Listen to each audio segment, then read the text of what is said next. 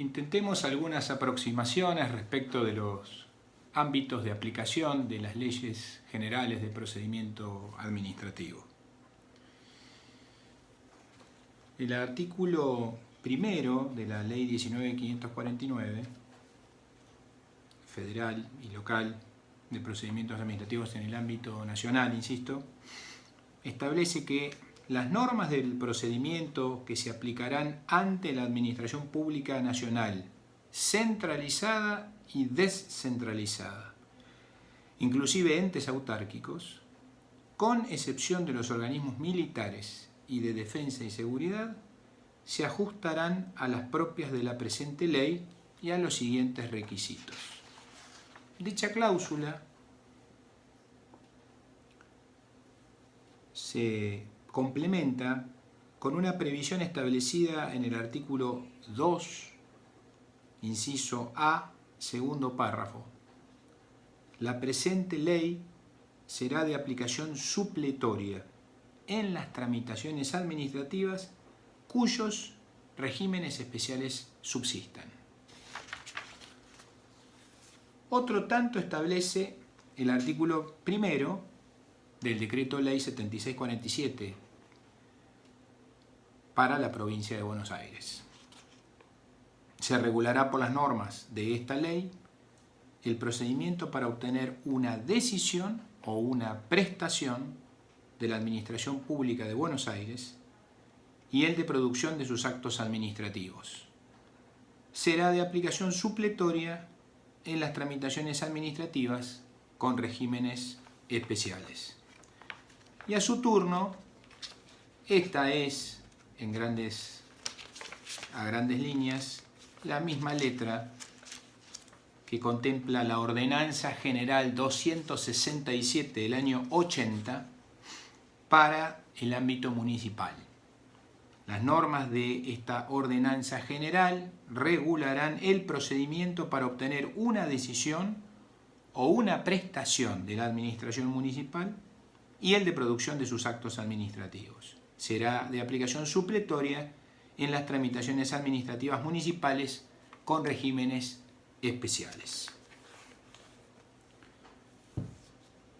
La lectura simplemente de la regulación nos da algunas pautas. Por ejemplo, la primera es, desde un punto de vista territorial, cuál es el alcance del ámbito de aplicación desde esa perspectiva territorial, ¿no? La ley 19.549 tiene un alcance local y federal, porque aplica donde la administración federal tiene su sede, en la capital federal, en la Ciudad Autónoma de Buenos Aires, en los territorios federales, en provincias, y aún por ante las autoridades nacionales que existan a lo largo y a lo ancho de la Argentina, cuando se trata de llevar adelante actuaciones ante ellas. En la provincia de Buenos Aires, el Decreto de Ley 7647 rige en el ámbito de lo que es territorialmente hablando la provincia, y la Ordenanza General 267 rige para los 135 municipios que componen la provincia de Buenos Aires. Es decir, el ámbito de aplicación territorial es bastante sencillo de entender. La segunda precisión, y esto tiene que ver por una cuestión de historia, la norma, el decreto de ley de procedimiento administrativo bonaerense del año 1970, cumple 50 años este año.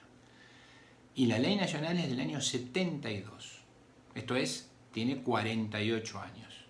La Ordenanza General 267 es del 80, sí, tiene 40 años.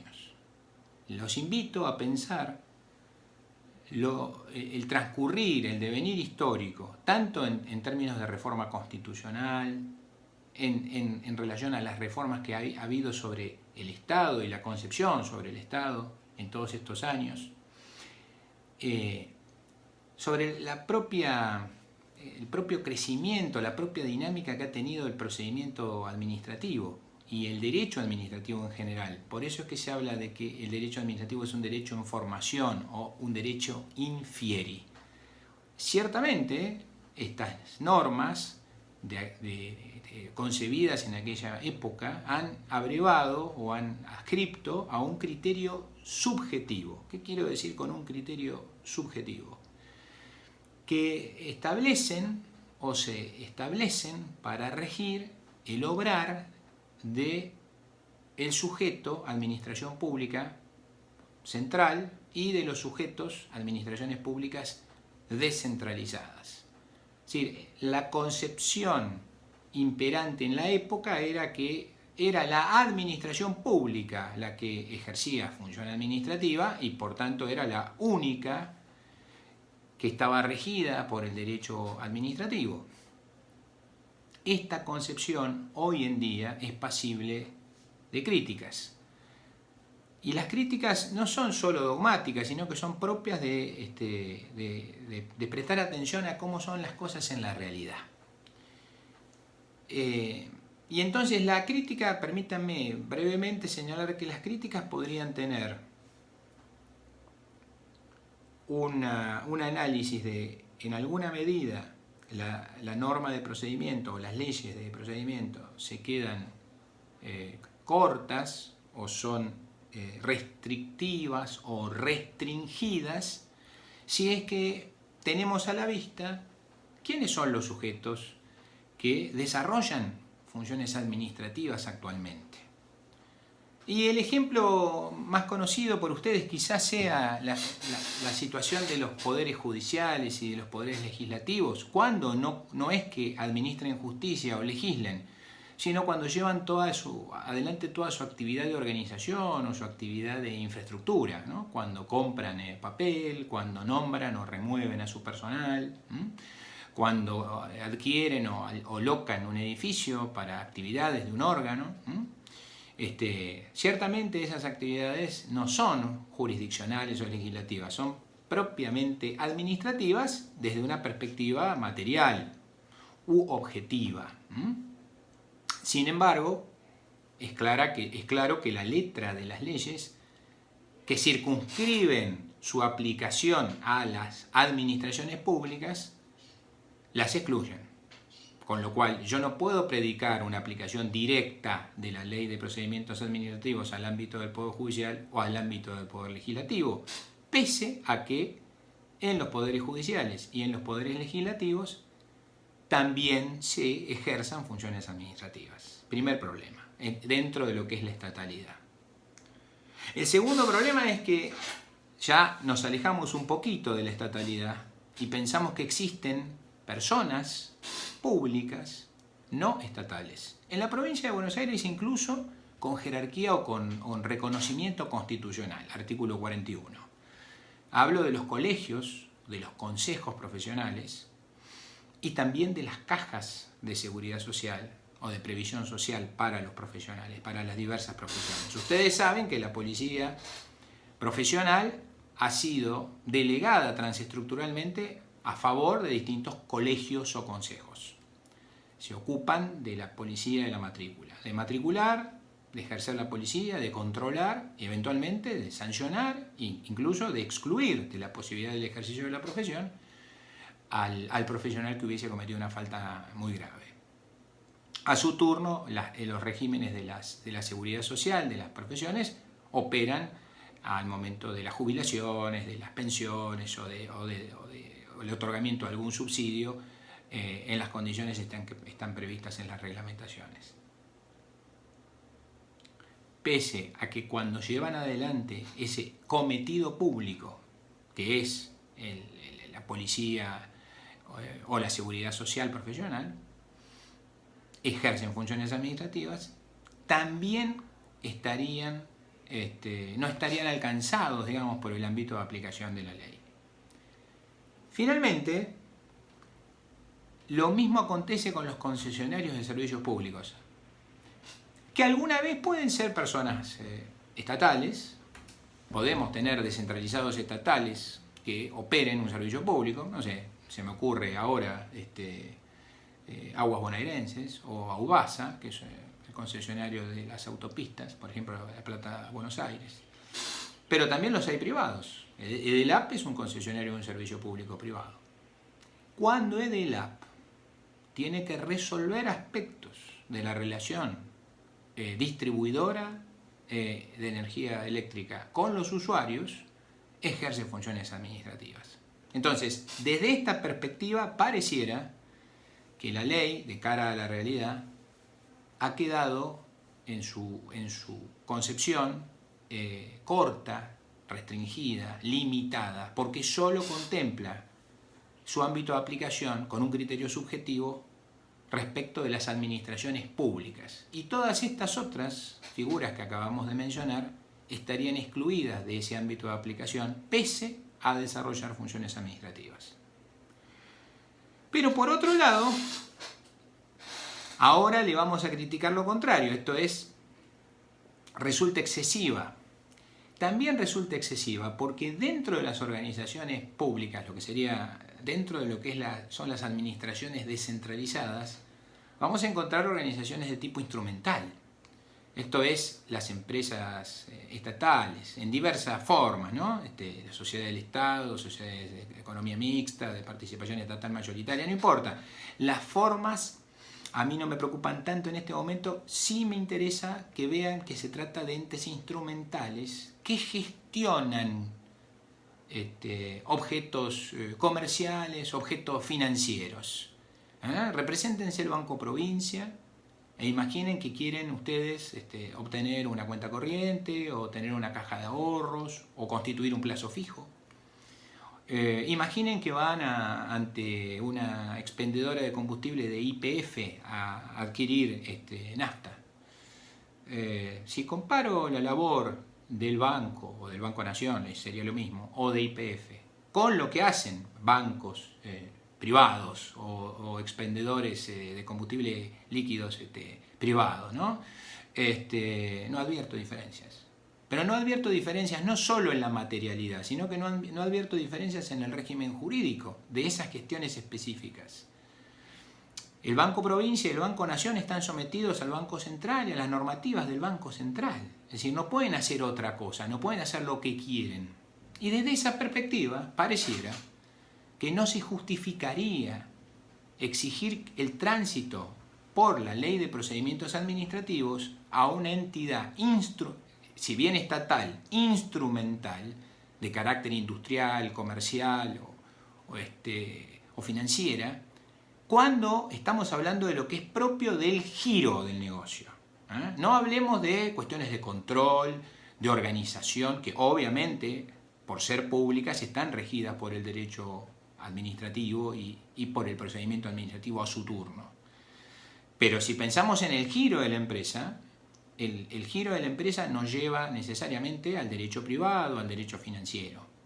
Entonces, en tales casos, pareciera que podríamos criticar a la norma de procedimiento por no haber considerado excluir de tales aspectos la aplicación de la norma de procedimiento. Como vemos, la norma de procedimiento, que fue un salto enorme hacia adelante en su época, y esto no hay que perderlo de vista, no había normas de procedimiento antes, había un conjunto disperso de disposiciones en relación a los recursos nada más. Lo que hicieron la comisión del año 70 en la provincia fue maravilloso. Pero bueno, lo cierto es que después de 50 años y de toda el agua que ha corrido en la Argentina, hoy en día pareciera que esta regulación se nos presenta como algo anticuada, como algo pasada de ajuste, si tenemos en miras la realidad. Veamos ahora un cuadro de resumen para ver si podemos graficar lo que acabo de explicar, como para cerrar esta reunión sobre lo que es el ámbito de aplicación en la primera parte. Como decíamos recién, el sujeto administración centralizada satisface los cometidos esenciales, en principio aplicando un régimen sustancial de derecho administrativo. Excepcionalmente podría aplicar un régimen de derecho privado. Si la administración necesitara adquirir un bien inmueble, por ejemplo, o contratar una locación de un inmueble, ciertamente aplicará normas de derecho privado. Si la administración tiene que administrar el registro de las personas o el registro de la propiedad o la dirección de personas jurídicas, aplican para desarrollar su labor normas de derecho registral, de derecho civil y comercial. Pero el régimen jurídico procedimental ciertamente sigue siendo administrativo. Es decir, yo quiero nombrar a mi hijo con un nombre poco habitual, es probable que se genere un procedimiento para determinar que este nombre no vaya a ser inadecuado, digamos, y esta es una determinación que se toma en el ámbito del registro de las personas. Administraciones descentralizadas. Acá hay, ustedes habrán estudiado en Administrativo 1, en organización, distintos órganos que pueden, con mayor propiedad, entes, porque son entes que tienen su propia personalidad jurídica, su propio patrimonio, su propio objeto. Dentro de esos entes, los típicos que desarrollan cometidos públicos esenciales típicos son los entes autárquicos. Entonces yo puedo tener allí, no sé, por ejemplo, en la provincia, por dar unos ejemplos, el Instituto de Previsión Social, el Instituto de la Vivienda, el Instituto Obra Médico Asistencial. Entonces, cuando los institutos que acabo de mencionar gestionan la seguridad social para los trabajadores de la provincia de Buenos Aires o de las municipalidades, o la obra social para dichos trabajadores, o la política de vivienda en la provincia de Buenos Aires, aplican otra vez por principio el derecho administrativo, podrían excepcionalmente aplicar el privado, y el régimen jurídico procedimental vuelve a ser de derecho administrativo. Esto es lo que estamos estudiando ahora, ¿no? en el curso. Ahora, también es posible que existan entes descentralizados con cometidos públicos instrumentales, lo que decía acerca de los bancos, o lo que decía acerca de una empresa de energía o una empresa comercial, ¿no es cierto?, en donde el Estado tiene un interés en que intervengan en la economía, pero ya no desde la faz regulatoria o policial, sino desde una política de mercado. Entonces quiere que existan bancos públicos, quiere que existan expendedores de combustible públicos, porque pueden competir con los privados y de ese modo facilitar que el mercado no sea objeto de prácticas monopólicas o oligopólicas. En definitiva, tener una intervención en competencia desde lo público, en donde vamos a tener que dividir entre el régimen jurídico sustancial, entre aspectos de organización, de control, que son propiamente administrativos, y a su turno la aplicación del procedimiento administrativo sería del todo predicable,